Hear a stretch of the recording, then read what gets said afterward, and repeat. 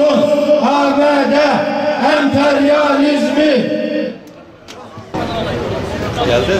ABD'ye boyun eğmeyeceğiz. ABD'ye boyun eğmeyeceğiz.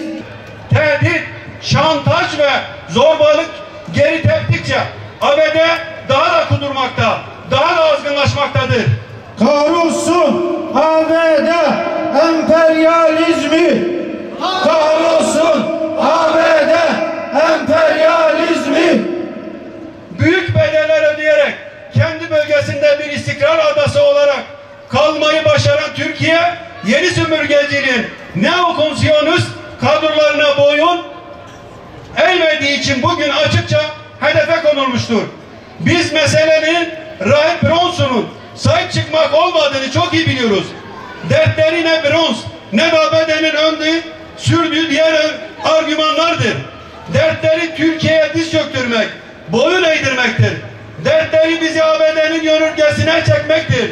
İçerideki müstemlakçı ortaklarıyla Gezi'de 17-25 Aralık'ta 15 Temmuz'da başarmadıklarını başarmak, PKK, FETÖ, DEİŞ'le kazanmadıklarını kazanmaktır.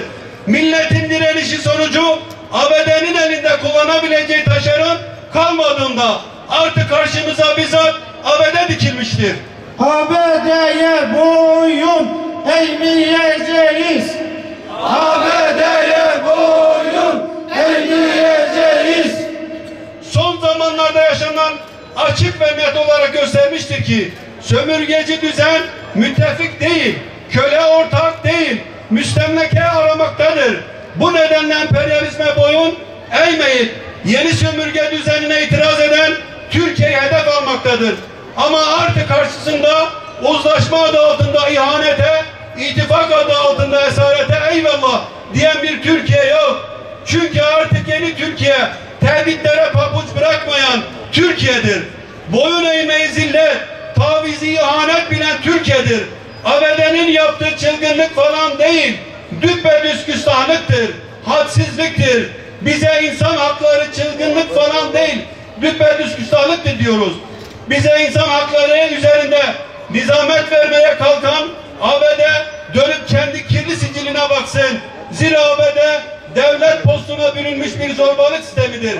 Dün Nagasaki, Hiroşima, Vietnam'da, bugün Irak, Afganistan, Suriye, Pakistan'dan milyonlarca insanı katleden, camilere, okullara, hastanelere saldıran, tecavüzü, işkenceyi, her türlü insanlık suçunu sistematikleştiren Guantanama'da Ebu Gureybelerin ABD'si bize insan hakları dersi verecek en son ülkedir. Emperyalizme köle olmayacağız. Emperyalizme köle olmayacağız.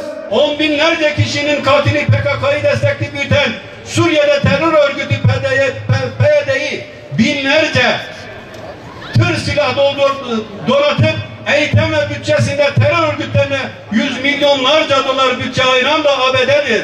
15 Temmuz'da darbeye girişerek 250 vatandaşımızı katleden, Cumhurbaşkanımıza suikata kalkışan, FETÖ'yü açıkça destekleyen de ABD'dir.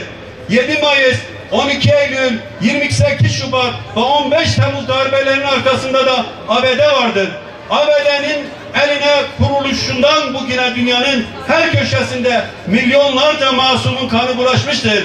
Kendi gözündeki mertekleri görmeyip elin gözündeki kıymık arayan bu hadsiz zorbanın Türkiye'ye hukuk dayatma kalkışması hukuk sistemimize ve milletin iradesine edepsizce, küstahça müdahaledir.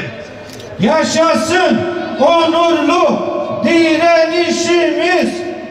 Yaşasın onurlu direnişimiz. Buradan açıkça ifade ediyoruz.